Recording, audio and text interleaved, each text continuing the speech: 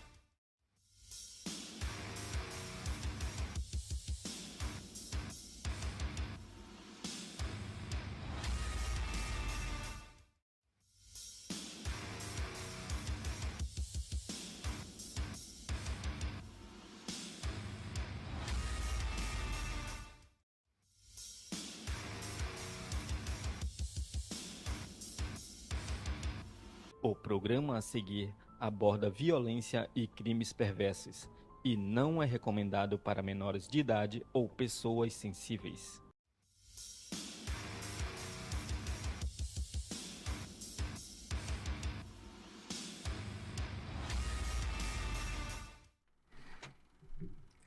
Oi, gente, boa tarde. Eu me chamo Bruna Chagas e estou aqui para começar a segunda temporada do Além do Crime, o primeiro podcast True Crime da região norte do país. Gente, primeiro eu vou pedir licença e agradecer o espaço do jornal, nosso portal, da Dona Aine. Um beijo, obrigada pelo espaço, tá?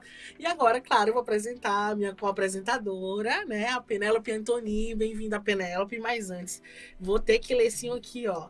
Biografia da Penélope, para quem, né? A gente passou quase um ano longe das câmeras, vamos lá.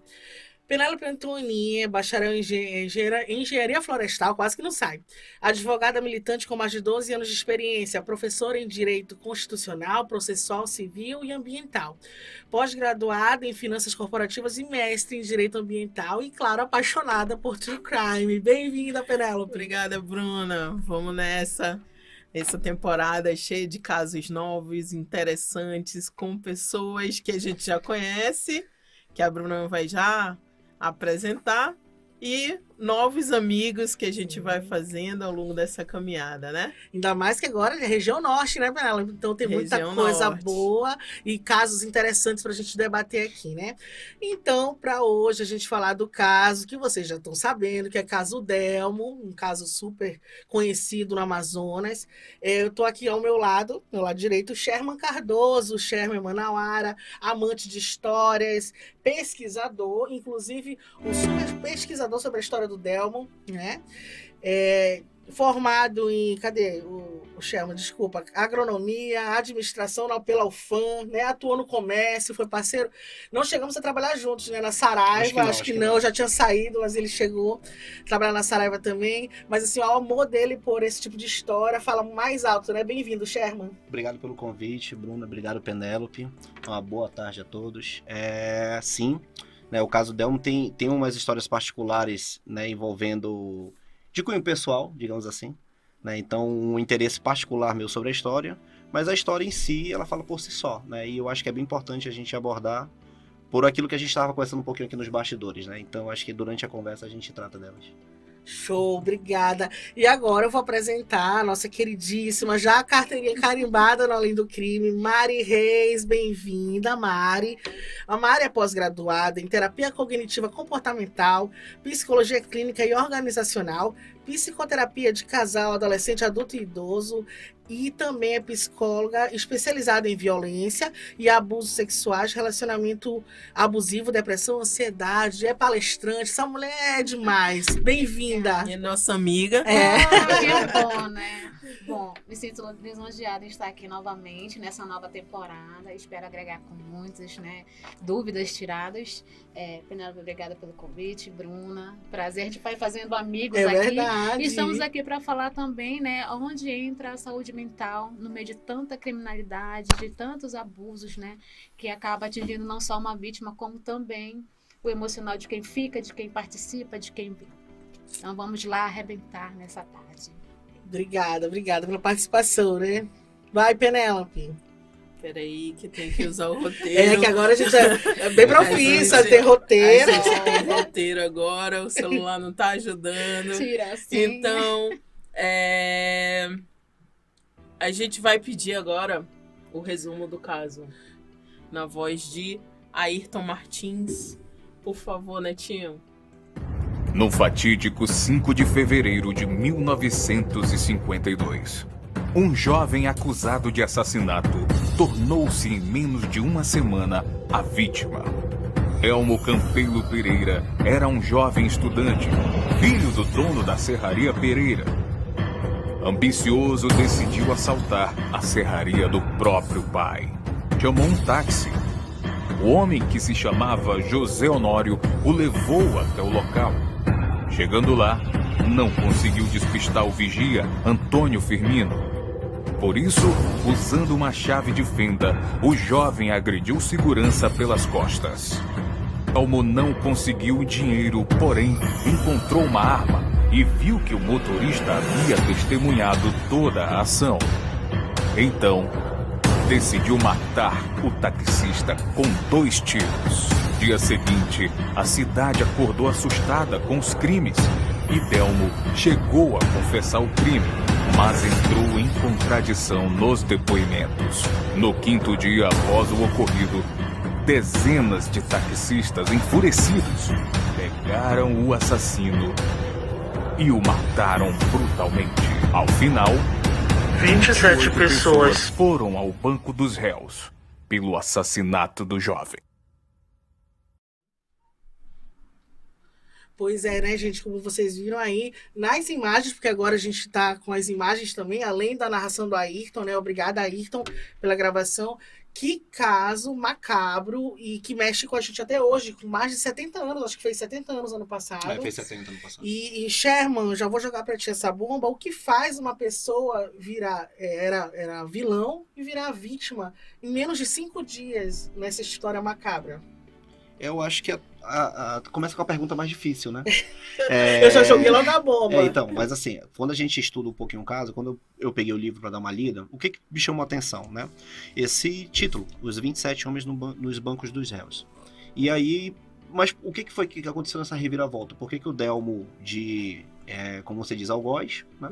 Do assassinato do chofer, passa a ser a vítima de um massacre, né? Foi isso que aconteceu. Né? E como que a comoção aconteceu? Eu acho que isso, aquilo que a gente estava falando um pouquinho nos bastidores, eu acho que o fato de ter tido uma violência tão brutal com o Delmo, de uma forma tão desproporcional a como as coisas estavam sendo conduzidas, acabou transformando ele nesse marche. Né? Porque o movimento estudantil aderiu, teve toda aquela comoção depois, mas a gente tem vários personagens. Né? Então, quando eu fui roteirizar o caso Delmo para fazer o podcast no Reino do Norte, eu precisei entender quais eram os elementos que eram personagens dessa história. Então, você não tem somente o Delmo e os taxistas, né? Eu não vou ficar falando chofer, tá? Vou falar taxista. Taxista, gente, é chofer. Toda vez que vocês falarem, vocês verem na história, chofer é taxista, né? Então, não é somente o Delmo e os taxistas. Você vai ter a polícia, você vai ter a imprensa, né? Você vai ter... Muito forte, inclusive. Né? Isso. Você vai ter outros elementos, no meu caso, que são pessoas que estavam conectadas ao caso Delmo de alguma forma, que me fizeram ir até ele, né? No episódio 4, que foi o último a ser lançado, né? Só fazer um disclaimer, eu nunca lancei o último, um dia vai ser lançado o último episódio. Olha, a gente vai cobrar, né? Aqui, todo mundo. Reino do Norte. O meu avô conheceu o Delmo, né? E eu coloco um trecho de uma conversa que eu tive com o meu avô. E nessa conversa, eu fui muito despretensioso. Em 2018, quando eu comecei a estudar o caso, para fazer um podcast, de fato, eu queria entender um pouco mais, por exemplo, do que a informação que apareceu agora de 1 minuto para a galera que está em casa, é basicamente a informação que a gente tem. Mas o caso ele é muito profundo, muito cheio de detalhes, que infelizmente uma hora não dá para tratar cada nuance dele, né? Correto. Então, eu precisava conversar com alguém e eu fui falar com meu avô para saber se ele sabia. O meu avô ainda está vivo, ele tem 84 anos agora, vai fazer 85 ano que vem. E eu fui despretensioso com o gravador já ligado, de saber, lógico, né? E aí fui falando com ele, então, vô, o caso Delmo, eu tava dando uma lista, o senhor lembra desse caso? Eu conheci o Delmo. Nossa. Aí quando ele falou, eu conheci o Delmo, minha cabeça... Daí eu falei, graças a Deus eu tô com o gravador ligado. Então, pra você que está querendo produzir qualquer tipo de conteúdo e vai entrevistar alguém, já vai com o gravador ligado. É verdade, né? Olha a dica. E aí, porque aí eu peguei esse take, né, dele falando, eu conheci o Delmo, aí ele começa a falar de uma experiência dele. Só que até que ponto a gente pode confiar na lembrança de alguém com 80 anos de idade, então, na época, para falar de um caso tão delicado, né? Então, todas as pessoas com quem eu conversei, eu tenho um tio também que viveu na época e lembra do caso, a minha avó, que tem 78 anos também, lembra do caso, falou por conta da revista Cruzeiro, a coisa teve repercussão nacional, e ela lembra disso, e só que as memórias, elas são muito afetadas com relação à opinião pública da época.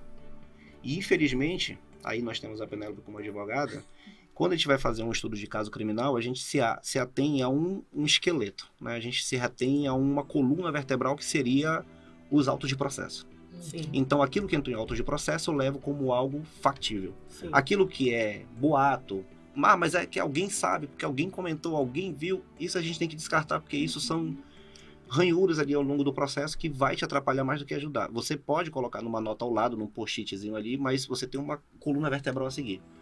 E aí, no estudo do caso Delmo, não tem autos de processo. Porque onde estavam os autos de processo era aquele cartório que pegou fogo ali na área do Aleixo, há muitos anos atrás. Então, não tem como chegar no TJ queria os autos de processo para dar uma lida, porque é um caso público. Então, o que você tem? Você tem isso aqui. Você tem as matérias da época que foram publicadas. O próprio autor do livro, no início, ele faz um disclaimer falando, eu peguei todo o acervo do material que foi publicado na época, do Jornal da Tarde e o Diário. O Jornal e o Diário da Tarde.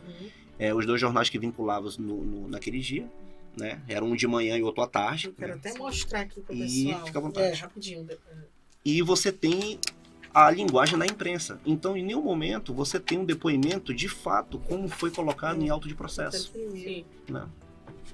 Eu quero mostrar pro pessoal a primeira matéria. Não, aqui quando ele confirma depois das idas e vindas, o Delmo deu vários depoimentos, né? Sim, vários. É muito confuso, assim, quem começa a ler o livro, tem uma hora que ele diz uma coisa, outra hora Os ele diz depoimentos outra. do Delmo, eles são um personagem à parte. Não é? Os É próprios, outro os livro. próprios depoimentos dele é um personagem à parte. Então, o que a gente tem muito realmente é só no que saiu na imprensa. O que saiu né? na imprensa é o que você pode levar como base Uhum. de investigação, digamos assim, ou de um estudo, para você entender o caso. O caso, que é um caso realmente complexo. Sim. E por isso que eu vou recomendar o Reino do Norte, para quem quiser adentrar bem a fundo mesmo, porque ele trabalhou bem, estudou bastante. Reino do Norte, né? No Reino YouTube, do Norte. e no YouTube, Spotify, Spotify, nas plataformas de podcast como um todo. Mas eles estão lá, maravilhoso. né? Então, falando um pouquinho do caso, Sim, sim. a gente traça uma timeline? Vamos traçar uma timeline para falar sobre isso? Vamos aqui, o que vocês quiserem, a gente vai. Estamos livres. Para facilitar para o público entender, timeline, a gente tem no dia 31 de janeiro, Sim. né? É uma quinta-feira. O Delmo chega na delegacia e ele se entrega. Né? Porque no jornal que sai o jornal que sai de manhã, que é O Jornal, Uhum. né? Eu sei que vai ficar confuso, mas assim, toda vez que falar O Jornal, né, dá ênfase no artigo, é porque é o periódico. Então, quando sai de manhã no O Jornal, a informação de que o vigia da Serraria Pereira foi agredido. Essa informação sai pela Sim. manhã. Não sai a informação da morte do taxista. Eu já ia do falar José Renato. chofer, que eu li tanto. Não sai a morte É. do taxista. E o Delmo se entrega, ele vai à delegacia de polícia e ele se entrega para falar sobre o caso de agressão ao vigia. Só que o Delmo entra por volta de meio-dia e ele só sai de lá às 5 horas da tarde. Então, sei lá, são 5 horas de depoimento até ele confessar o crime como um todo. Ele vai com o pai, com um advogado, Sim, etc. sim. Lembrando, né? O Delmo era um cara abastado, era um cara classe média alta, né? Um playboy da época. Sim. Né? Então, é um personagem à parte. Ele vai e se entrega falando sobre o caso, sobre a agressão ao vigia. Depois ele vai e confessa a morte do taxista. Ok? Uhum. Isso ocorre no dia 31. Isso. Quando ele se entrega e tudo mais, a notícia corre a boca pequena. Todo mundo fica sabendo e tal, e começa aquela pressão popular e o Delmo se dirige para fazer a reconstrução do crime. No mesmo dia. Mas lembra também que tem o do taxista, outra pessoa encontra o taxista já Isso. morto perto isso. de uma... Perto de um de uma barrancozinho arame em volta de arames, E aí etc. já todo mundo sabe, já nesse dia já vira tudo já tá isso, rolando né? a fofoca na cidade e tal, e aí ele vai e se entrega, né? Porque eu já tinha, não tinha saído no O Jornal, mas já estava sendo comentado na cidade, né? Uhum. E aí eu tenho esse cuidado, por exemplo, no primeiro episódio, de tentar transportar as pessoas que estão ouvindo pro período da época. Porque é muito difícil a gente imaginar como era Manaus nos anos 50. Sim. Sendo, né, eu nascido nos anos 80, uma turma que está nos ouvindo dos anos 90 para cá e tal. Então tem que entender como era Manaus nesse sentido. Então é importante as pessoas entenderem o contexto da época, né? Como que era. Então eu faço essa ressalva lá no episódio e começo a abordar o caso. E quando ele se entrega e faz a reconstrução do crime, nesse momento a cena, né, toda a reconstrução, ela é uma grande... Cara, ela é um circo. Virou tipo entretenimento, leva todo mundo lá. Foi os taxistas pra lá, foi populares pra lá, vai todo mundo, vai a imprensa pra lá, a cena do crime é extremamente contaminada. Total. Então todo Sherman, mundo cutuca, faz tudo ali. Só fazendo um adendo aqui, hoje em dia, as reconstituições de crimes, elas não são tanto comum. Por quê? Exatamente para evitar essa influência dos populares, né? Sim. Porque quando você tem uma reconstituição, vou dar um exemplo aqui de reconstituição que teve Esse nível de repressão. esse nível, né? O caso Nardoni, né? Sim. Total. O caso da Isabela Nardoni foi todo mundo acompanhando ao vivo. Então, quando acontece um crime que tem reconstituição, isso chama muita atenção. Agora, a gente tem hoje os veículos de comunicação totalmente online. Então, na época, imagina como era fazer isso com o povo todo em cima. Sim, né? Exato. Essa foi a loucura. Então, É. tanto que eles fazem a primeira reconstrução à tarde, e depois que ele acaba o depoimento e confessa o assassinato, etc., ali já começam as loucuras de depoimento dele. Ali, no primeiro momento, ele tá sozinho. Não, ele fala que ele tá acompanhado. Depois, quando chega lá na reconstrução, ele fala, não, tava sozinho. Eu não tinha ninguém comigo. Eu E tava... aí fica nessa novela aí. E fica hein? nessa novela. E inúmeras vezes. Assim, ele O pessoal se vai ficando contradiz, com ele vai falando. raiva. Isso. E aí, o não, pessoal tava fala. sozinho, mas tava sozinho como? Como que tu vai colocar... Como que tu vai pegar um corpo de um homem Isso. bem mais pesado que você É. e colocar em cima de uma cerca de arame depois dele morto, etc. Quem desferiu o tiro? Uhum. Então, basicamente foi isso que aconteceu, né? Na reconstrução do crime. O José Honório tem 2 tiros. Um tiro na costa que Na sai costa, pelo é. peito e um na cabeça, na região da nuca. Eles questionam o Delmo quem que atirou e etc. Então a história não começa a fazer muito sentido porque o primeiro momento, o Delmo diz que pegou um táxi para ir na serraria pegar dinheiro. Né? Então a perícia sequer foi na serraria. Eu já ia chegar nesse. verificar Eu já ia chegar nesse Se detalhe, eu ia comentar isso, se porque de fato. eles tinham Entendeu? dinheiro, né? É. Então, assim, com certeza teve muita influência da família, Isso, né? exato. Então, assim, de fato. Ele já chegou foi com lá, advogado, com já o chegou pai, com todo tudo, mundo. com tudo. Então, por que assim, a perícia não foi lá verificar se tinha dinheiro no caixa ou não? Não foi periciado a serraria, entendeu? Pra saber o que Nada. faltou. Uhum. Esse revólver surgiu da onde? Esse revólver era do vigia. Não era do Não vigia. era, é. Então fica Da onde que ele achou esse revólver do nada? É. Tem essa situação. Esses dias me disse, né? Então a história que ele conta é que ele pegou um táxi no Boteco Sombra, na Uhum. Joaquim Nabuco, seguiu pra lá pra serraria pra pegar dinheiro. Chegou lá na serraria, aconteceu a agressão ao vigia. Nesse momento, tinha umas pessoas que entraram no táxi com ele, que ele não sabe quem era. Ele vai inventando, ele vai colocando inventa elemento, muita ele coisa, tira, né? ele deixa todo mundo confuso, porque ninguém... É aquela coisa, ele inventou tanto e mentiu tanto que ninguém mais tem noção do que é real, do que não é real. E isso as pessoas ficando chateadíssimas, com raiva e enfurecidas. E isso os A taxistas pressionando. população e os taxistas pressionando, Na né? verdade, ele foi vestindo vários personagens, né? em cima do- Sim. Aí a coisa começa a ficar um pouco mais delicada quando a família do Delmo recebe telefonemas de ameaça. Também teve Falando isso, que se ele falasse alguma coisa, ia morrer todo mundo, Isso. e etc. Então começa a ficar um pouco mais delicada. E aí a pressão da mídia, né, na época a imprensa fazendo muita pressão em cima, não só do governo, como da Polícia Militar do Amazonas, falando que era todo mundo displicente, estavam negligenciando o caso, ninguém estava sim, tomando as sim. providências devidas, como que um garoto de 19 anos fica fazendo todo mundo de palhaço, e joga para um lado e joga para o outro. O Delmo é levado de madrugada para fazer a reconstrução do crime numa cena que já tinha sido contaminada. Para que não tivesse Agora- ninguém para tentar explicar o que aconteceu, ele não consegue novamente.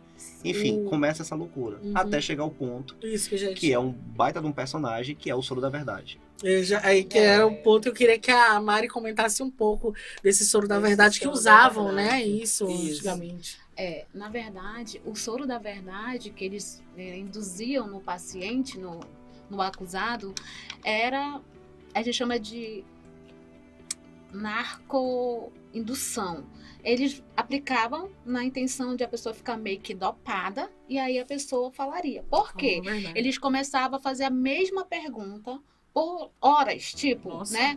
Você matou? Tipo, induzia, né? Você Uhum. matou como? Né? Como é que foi? Eles Uhum. não faziam a pergunta, tipo, quem matou? Então a pessoa ali adormecida, né? Tipo, inconscientemente respondia. Mas, para alguns estudiosos, né? Uhum. Não era 100%. É tanto que o Del, ele disse que foi só ele, né? E aí Uhum. depois, com tantas investigações, ficou essas suspeitas. Porque, como eu falei, ele vestia muitos personagens, Muitos. né? Uhum. E aí a gente vem ao caso. O soro da verdade é real? Uhum. Se você toma uma medicação, né, passada pelo psiquiatra muito forte, automaticamente você fica sonolento e você fica meio que aéreo, né? Então ele foi induzido a falar, tanto que quando ele vai para o soro da verdade, antes ele passa com o padre e confessa, né, o crime. Uhum. Aí algumas pessoas perguntam, será que ele falou realmente a verdade? Ou o padre que sabe de toda a verdade não pode falar nada, Sim. né? É. A gente não sabe, porque Ninguém o vai Delmo, saber. né, vestia os personagens personagens, dele, é. ele fazia uma fuga. Ele E aparentemente ele era ameaçado. Sim. Família. Também, né? Envolveu a família. Envolveu a família, destrói qualquer psicológico. Agora, um fator importante aí é que esse narco-indutor, né? Isso. Ele é considerado hoje, não se utiliza mais, não se deve utilizar, porque ele é considerado um elemento de tortura, Sim. né? Sim. Então, hoje em dia, todo e qualquer processo, a gente começa com um procedimento investigatório. Todo e qualquer processo investigatório, ele não pode ter nenhum tipo de elemento de tortura. né? Porque se a pessoa quer confessar, ela pode, ela tem o direito de confessar, isso inclusive é causa de diminuição de pena, né? Agora, o que me faz crer, né? Como a gente estava comentando aqui logo no início, a gente não tem aqui, e nem que se tivesse, a gente não teria essa informação se o Delmo foi torturado ou não. Sim, a gente não sabe. Só pelo fato do soro da verdade já induz a gente a pensar, houve aí algum tipo de tortura. Até mesmo porque a gente está tratando de uma polícia que não era técnica como é hoje em dia. Sim. Isso é um elemento importante de se dizer, né? A polícia tem sérios problemas estruturais, organizacionais, que a gente não vai comentar aqui, porque não é esse o objetivo, mas imagine-se a polícia na década de 50. Como é que não era essa polícia? E diante de um caso único, né? Uma coisa diante de um caso que não tinha acontecido, não tem antecedentes, né? Então, E agora, eu acredito. vamos... Não, eu já ia dizer pra gente passar pra parte que sequestra agora ele, Sim, já virando sim. um Martin, né? sim. Vira a história. Vira a história. A gente contou pra vocês agora, né, o resumo de como foi pra ele virar o vilão. Ele foi um vilão, né? Mas agora a gente vai ter essa virada. A que vocês virada comentassem. a virada acontece pra mim exatamente nesse momento, porque quando o Delmo decide dar o depoimento diante do soro da verdade, que é pra acabar com a história de disse-me-disse, né? Fazer um depoimento, digamos que agora oficial, ele é levado até o centro de serviço, alguma coisa, eles chamam de Sandu, outros chamam de SSU, ficava ali na Joaquim Nabuco, quase em frente a Sambel, um prédio antigo, existe até hoje. Lá ele é induzido eu faço esse disclaimer inclusive no 3º episódio, eu falo lá no finalzinho, como um spin-off falando sobre o soro da verdade, tudo que eu pesquisei a respeito. Ele recebe um composto de escopolamina, que é Buscopan, com um pentotal sódico, né? E aí ele fala sobre o efeito, né, do soro, que estava sozinho. Acabou a história. Ponto final. Esse é o depoimento final do Delmo. O Delmo estava sozinho. Tiram o Delmo dentro de uma ambulância e levam ele de volta para a delegacia. Na época, a Joaquim Nabuco, ela via de mão dupla, tá? Ela tanto subia quanto descia, né? E eles descem a Joaquim Nabuco sentido 7 de setembro, e a ambulância estava com um guarda desarmado, já tudo arquitetado com os taxistas, e ela vira à direita, para quem tá, de repente, tentando imaginar, naquela rua que dá acesso à Glacial, sabe? Sei. Da Joaquim Nabuco, vira ali à direita, passa ali o Francisco, alguma coisa, o nome da escola, e vira à direita ali, depois do antigo Chapo, né? Virou à direita. Quando vira ali, ele é tomado de assalto, a ambulância, ele é arrancado de dentro. Tudo já combinado, com o motorista da ambulância. O motorista, né? Com o cara que tá dentro, que é o segurança, tá desarmado. Então, tipo, não façam nada comigo, quiserem levar o garoto, leve. Tiram e levam o garoto pra estrada... Agora é a estrada do São Jorge, ali naquela altura onde tá o Sigis. Tá? Salles, né? Campos Salles, né? Não, Campos Salles, onde mataram o José Nobre. Tá. O taxista, deixaram lá. Aí levam ele pra aquela área onde é o São Jorge, hoje em dia, que tá ali... próximo do SIGS, ali próximo da pracinha, onde tem o quartel do 1º bis. Ali fazem a chacina dele. Ali tem mais de 40 homens, a ambulância segue, né? A ambulância não, desculpa, o taxista segue, que é eu me esqueci agora o nome do taxista, são muitos personagens, eu não vou lembrar o nome do taxista específico que levou ele, mas vai aquele comboio inteiro de pessoas pra lá, né? São mais de 40 homens e a polícia chega, só que quando ela chega ele já tá trucidado, né? Já ia dizer, foi uma morte muito brutal, então, né? Fazer um pequeno... eu sei que já rodou o aviso, mas fazer um aviso de novo, né? Para pessoas sensíveis. Gente, infelizmente, para quem é sensível, pode dar gatilho aí. Vamos lá, o Delmo foi espancado com fio elétrico, com pedaços de pau, com pedra. O Delmo foi amarrado com cabeça e membros de um lado e pernas do outro para tentar esquartejá-lo. O Delmo recebeu diversas facadas, uma delas abriu o tórax dele inteiro, coisas de vértebras. Como se fosse um porco, né? Eu li no livro que eles fazem isso. Uma dezena de quimose, apanhou muito e tudo mais e tal. Sofreu bastante, né? Não confessou e entregou ninguém que estava com ele. E o Delmo tá fazendo já ali o spoiler, o Delmo estava acompanhado. Ele não estava sozinho, isso é fato, né? Então ele não diz com quem estava com ele, não entrega ninguém, etc. E os camaradas que mais são citados é o Pirulito, o Tambaqui, né? E uns bem outros... amazonense mesmo. Puro suco do Amazonas, né? Como a gente disse. Os apelidos. Então é nessa hora que ele é linchado por essa galera, né? E tal. E assim, uma coisa bem bizarra, quando a polícia chega, olham e falam assim, meu Deus, o que vocês fizeram aqui? E dão voz de prisão para mais de 40 homens. Sim. Todos eles vão presos. E aí, no final, né, dos 40, 27 ficam no banco dos réus. Nesse intervém da prisão, um se mata dentro da cadeia, se enforca com a rede. Dizem até que talvez nem seja isso, né? Tem um Outro- assassinado, né? Outro entra em desespero porque ia casar alguns dias depois e nem sabe por que diabo foi parar ali e foi Ai, fazer meu Deus, isso, que né? horror. Acabou com a vida dele ali. Outro foge da prisão. Eles foram presos todos ali na Praça da Polícia, onde tem um quartel, né? Ali era a chefatura. E dali o cara conseguiu fugir ao estilo Hollywood. Dá pra fazer uma série só sobre a fuga dele. Sabe? A fuga Foi cinematográfica. cinematográfica. Escalou, subiu, o outro tava esperando, pulou de um lado pro outro, enganou o guarda e tal. Toda uma, sabe, tipo 11 homens um segredo aí. E aí conseguiu fugir, mas foi pego depois novamente. E acabaram, como o título do livro, né, diz, 27 homens no banco dos réus e os 27 condenados, que é o maior... Agora, depois de Lava Jato, eu já não sei, mas era até então o maior caso de quantidade de réus dentro de um único processo de um crime que foi... Aí virou capa do Cruzeiro. Eu soube, até a BBC. A BBC saiu na transmitiu, BBC, a BBC né? transmitiu na época através de rádio. Foi A coisa realmente- teve uma repercussão nacional e internacional, né? Virou. Agora, esse lance de linchamento, eu queria que a Penélope falasse um pouco, né? Porque a gente estava falando dos Então, a gente estava bastidores. falando, mostrando aqui que o Sherman trouxe um livro interessantíssimo sobre linchamentos, né? A justiça popular no Brasil. E aí esse caso me remete a um caso recente. Semana passada nós tivemos o caso, né, do rapaz que a gente vai preservar os nomes, porque ainda está sob investigação e tudo. Claro. Mas do rapaz que foi tirado de dentro de casa por motoristas de aplicativos. Quero dizer que não foram todos, a gente não está generalizando aqui, né? A gente sempre trata os assuntos de modo muito sério, então foram alguns motoristas de aplicativo, tiraram o rapaz de dentro de casa, sob a acusação de que ele seria assaltante de motoristas de aplicativo e levaram, a família foi atrás, pouco tempo depois já só apareceu o cadáver do rapaz. Então, é importantíssimo que todos saibam que linchamento é crime, gente. Sim. É crime. Você pode... mas eu só dei um chute. Não interessa. Eu só dei um soco. Não interessa. Né? Linchamento não deve acontecer. A gente entende que o Estado ele é extremamente ausente na questão da segurança pública.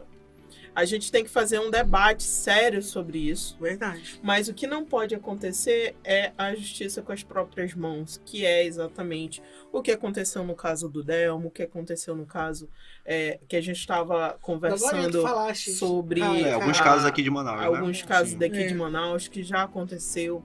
O caso do Caiúbe, Caiúbe. Né, na Zona Leste, e o caso que houve em Lábrea também, né? Um caso de Sim, Lábrea. de Lábrea também, que Teve são os mais um marcantes, caso nacional, que foi O da da professora. Maria de Jesus, Maria de que foi Jesus. em Guarujá. Então, esse no é um dos Guarujá. mais comoventes. que né? filmaram, inclusive, Filmaram. tudo que Tem quase uma hora de aconteceu. massacre dela, do corpo dela, etc. Sendo Isso. perambulado para um lado e para o outro, e ela inocente, né? E ela é inocente. Acusada de sequestro de criança, uma Sim. mãe de família que estava numa Nossa, feira comprando sim. banana e ofereceu uma fruta para uma criança. Já Quando pensou? ela oferece, alguém diz, tá querendo sequestrar a criança. Gente, um dia desse, rapidamente, lá no sul, no sudeste agora, não sei se foi sul ou sudeste, mas que parece que o morador de rua ofereceu uma paçoca pra criança e o pai foi lá e assassinou na frente das pessoas. Tá gravado isso.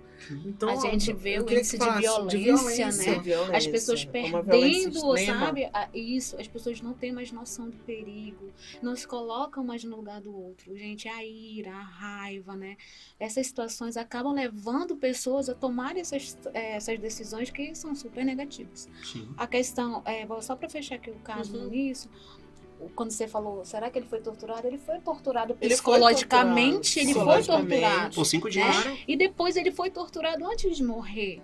Então, ele teve a tortura psicológica e teve as torturas físicas, que, né, como cita no livro, como se fosse um porco, né, sendo aberto e morrendo aos poucos, né, em tal sofrimento.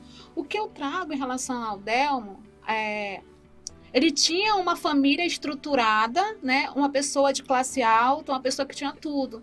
Mas o que leva, Mari, essa pessoa aí para o mundo do crime se ele tinha tudo, né? Pois é, já E ia aí lembrar vem dessa as pergunta. questões da afetividade. Às vezes a família tem toda uma estrutura financeira, mas não tem o principal, que é a atenção, o amor, né?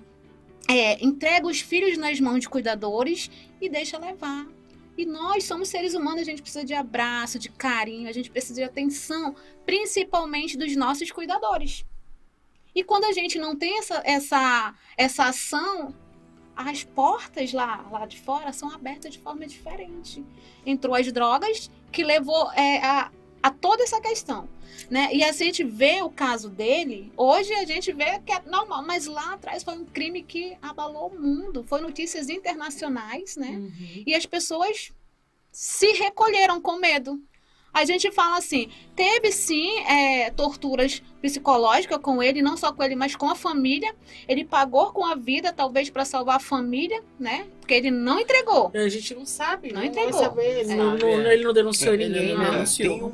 No final, a gente tem, né, a possível história do que de fato aconteceu, mas ela não preenche todas as lacunas que ficaram de dúvidas. Sim, né? sim. Então a gente tem a versão de uma pessoa, só que aquela coisa, a gente teria que fazer uma criação, ouvir um lado, ouvir o outro, ouvir o confrontar todas as possíveis versões para tentar entender o que de fato aconteceu na estrada de Campos Sales. O que aconteceu Sim. quando eles foram para lá. Né? Então a gente, né, fazendo o final da história, depois que ele foi morto e tudo mais, teve toda a comoção do movimento estudantil, né? O Delmo foi muito apoiado pelos alunos do Colégio Estadual do Amazonas, né? Então houve toda uma passeata, toda uma pressão. Esse movimento estudantil trouxe um advogado para que os réus pagassem da pior maneira possível, né, a condenação e etc. Então teve toda uma estrutura pós-caso Delmo. Aí é quando ele vira o macho e quando fala assim, não, aqui foi desproporcionalidade de pena, digamos assim, e aí a gente precisa fazer algo porque era um estudante, podia ter sido com a gente, aí como ninguém entende direito o que aconteceu, acham que ele pode ser até inocente e por aí vai.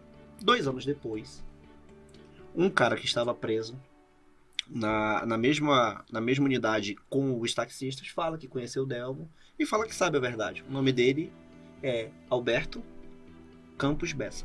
O Delmo chamava ele de Bessa. Alguns momentos ele é citado como Adalberto, outros momentos de Roberto, mas o nome dele é Alberto. E o Alberto fala, eu estava com o Delmo, a gente arquitetou o assalto à serraria antes do Natal. Lembrando que ele faz o assalto dia 31 de janeiro. Ele arquitetou em 51 o assalto. Ele disse que ele ia chamar um taxista que era da casa, que era um esquema que ele tinha ali para fazer, e ele fala que ele e o Delmo assaltaram vários locais, que inclusive antes do Natal eles assaltaram uma outra fábrica, um outro local, e estava nos planos assaltar a serraria do pai, pegar o dinheiro do pai, como quem disse, isso aqui não vai dar em nada, que se descobrir que sou eu, sou o filho do dono, vai morrer em casa, né? E não é muito difícil, né? Por exemplo, se a gente parar para imaginar o seguinte, o Delmo confessa que matou o camarada, ele vai preso. O que ia acontecer depois? Não daria um ano, o Delmo estava solto. Sim. Entende? Réu primário, 19 anos, tarará, confessou o crime. Entende? Inclusive, Filho na época, ele era considerado menor. menor, exato. Verdade. Menor de idade, então, Menor de sabe? idade. Então, estudante, toda essa questão, naturalmente seria esse o desfecho.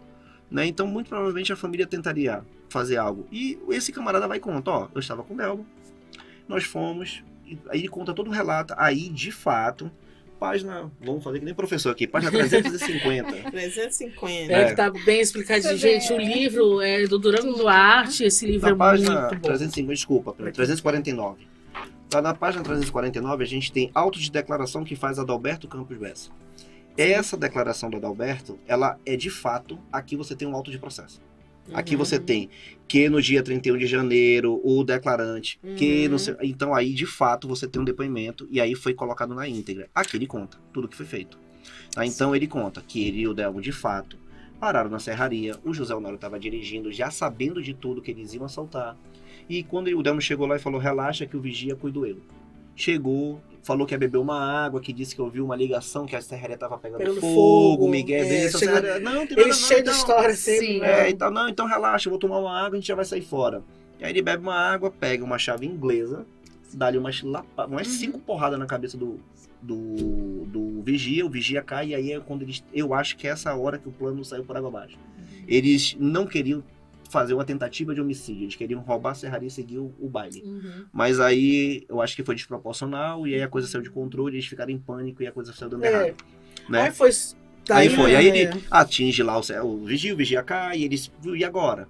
Agora vamos pegar uma grana aqui, e de fato eles pegaram o dinheiro que estava lá na serraria, seguiram, pararam nos botecos, começaram a beber, não encontraram, os caras, não, bora beber, bora não sei pra onde, bora pra tal bar, bora não sei pra onde, rodaram um táxi do Honório, e aí, antes de sair da serraria, o Adalberto fala, Delmo, o taxista viu, irmão, ele vai delatar a gente, vai dar bronca, bora matar o cara aí, que não, rapaz, o cara é nosso e tal, não relaxa. E aí, na hora que eles param lá na estrada de Campos Sales, o Delmo pede pra parar porque ele tá com uma dor de barriga, quer esvaziar a barriga ali, fazer um cocôzinho e tal.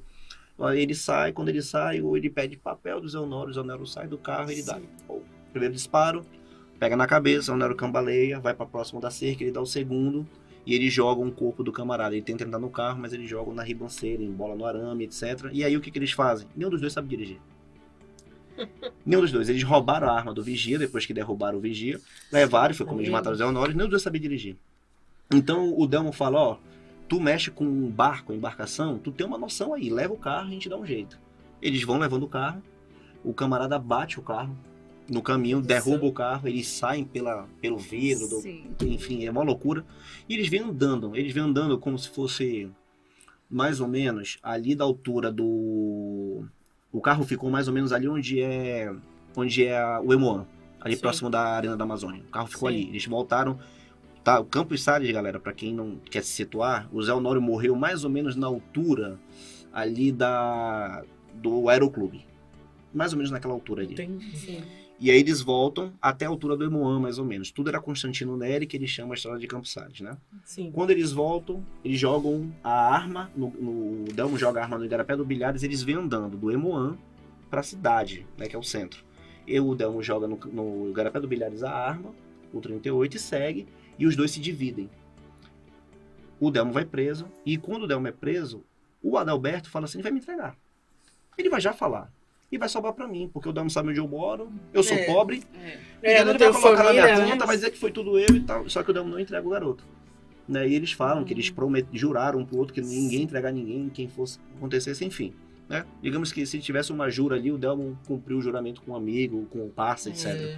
Né? E a história finaliza dessa forma. Essa é a versão do Adalberto. Que a gente não tem como confrontar, porque o Delmo já tinha morrido. Então a gente não tem como saber, né? Gente, eu vou pedir um minutinho aqui que eu vou mandar um beijo, né? Gente, nós temos 132 pessoas ao vivo. Obrigada pela audiência, gente. E aí eu vou comentar aqui rapidinho, tá? Sônia Almeida, show, Ionete Melo, adoro os detalhes. Yuri Andrade, boa tarde a todos. Trícia Tadros comenta que o Delmo era usuário de drogas, né? Tem esse comentário, mas a gente não tem como ter certeza.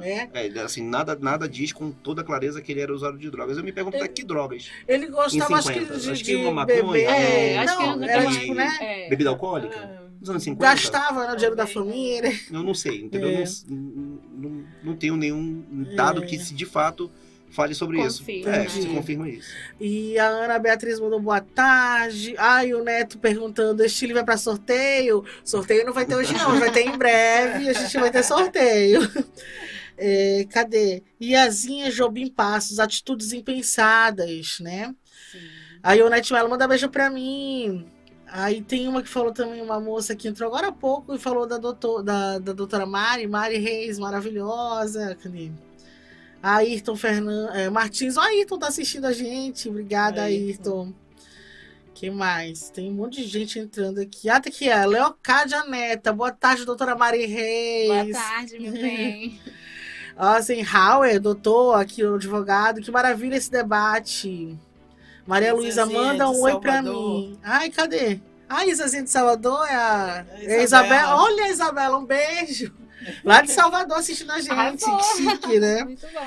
Obrigada, gente, pela audiência. Então, bora continuar nosso bate-papo. Vamos dar tempo, dá pra falar mais. Eu acho importante a gente pontuar, voltando para a questão dos linchamentos, né? Sim. Que o caso do Delmo foi um linchamento, isso é importante.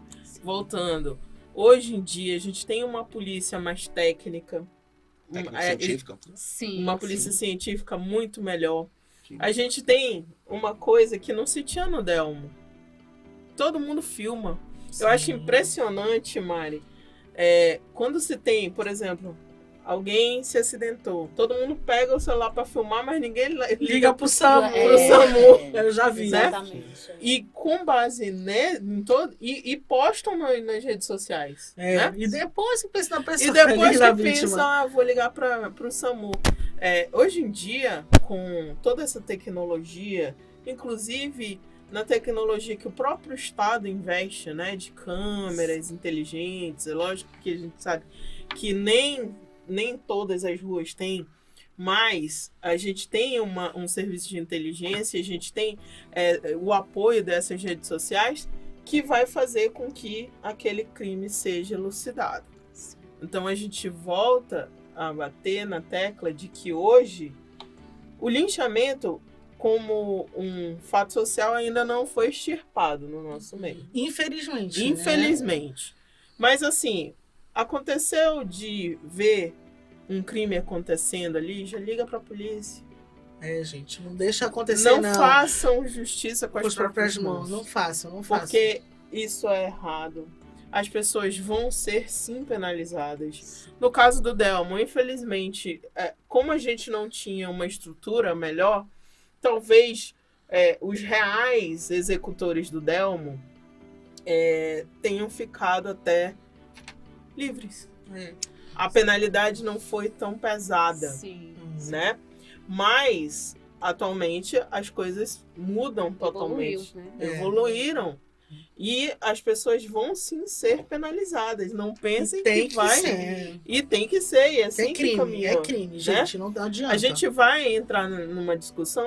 Mas o Estado é ausente. Ok, o Estado é ausente. Mas o Estado ainda é a melhor força que nós temos. Claro. Ainda é a melhor força. E eu acredito, né, que um programa desse leva, né, despertar as autoridades para se movimentar. Falando no caso da mãe lá do Rio, né?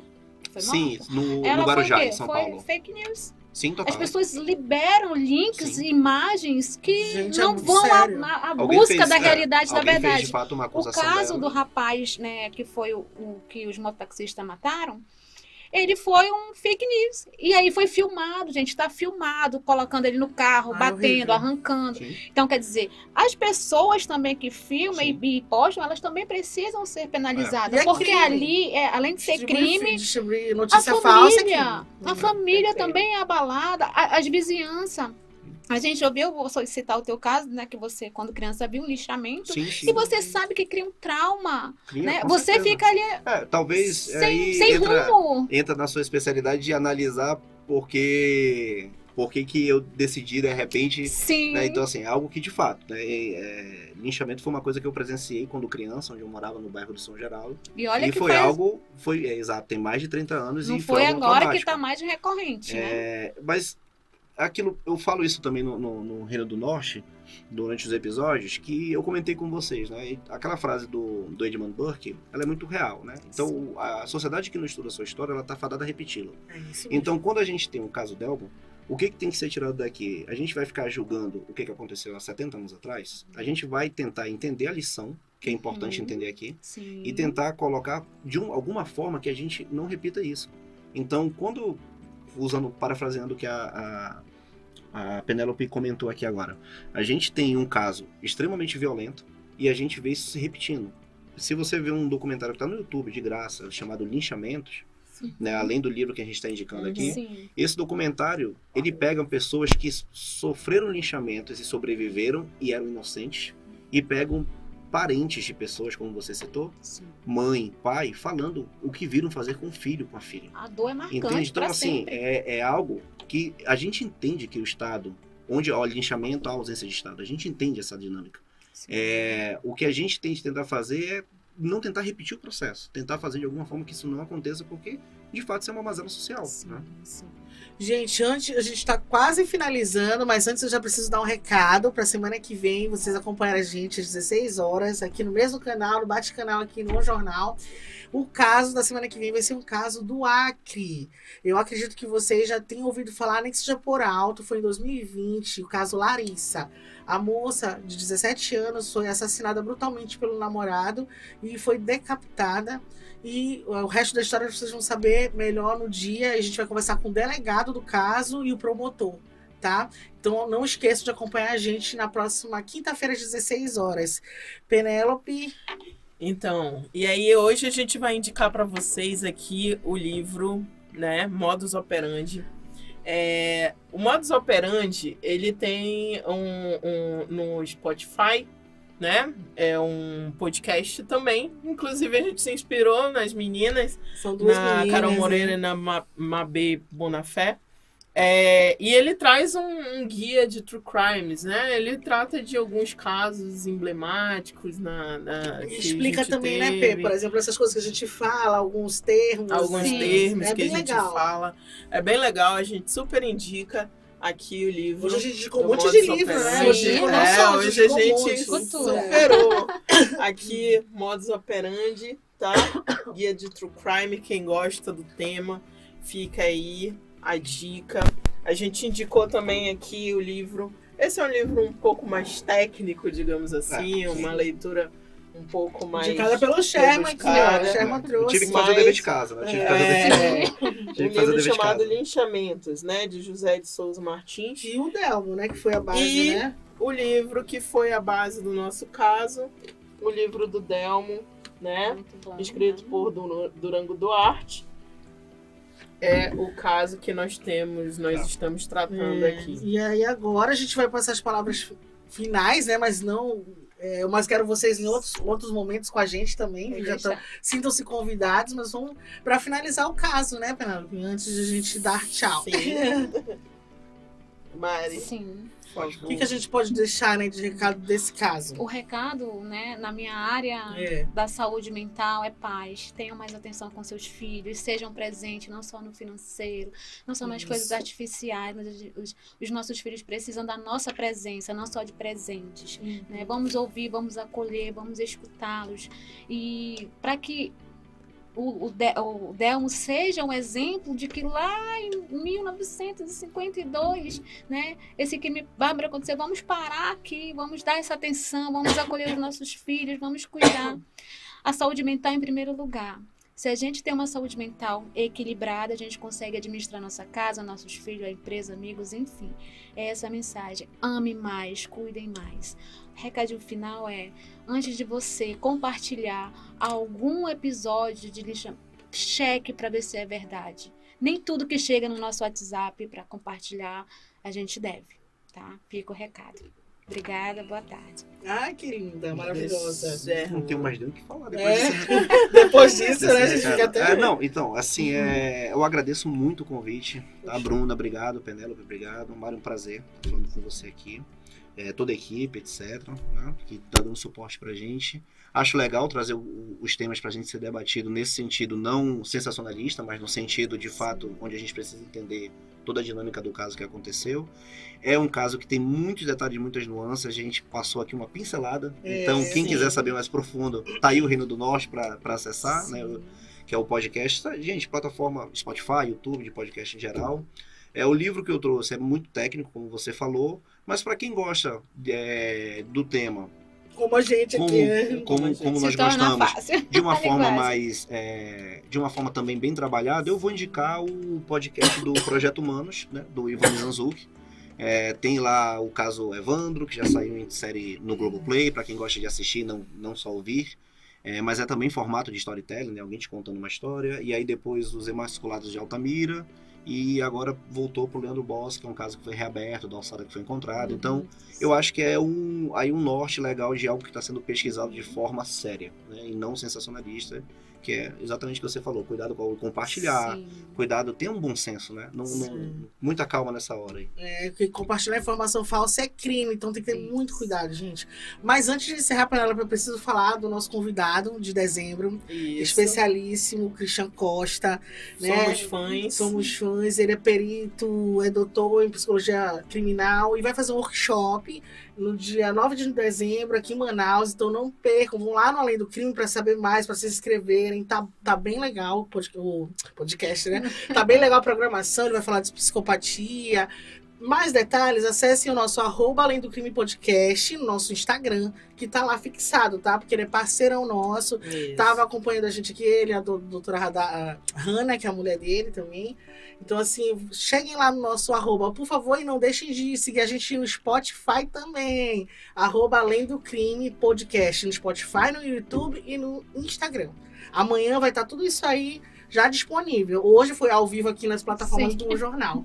Né, Penélope? Isso. Então, eu também gostaria de agradecer a Mari, nossa parceira, nossa amiga já aqui do Além do Crime. O Sherman, que está chegando agora, já chega bem com esse crime emblemático aqui do Amazonas. A gente vai falar semana que vem do crime lá do Acre, que também é bem interessante.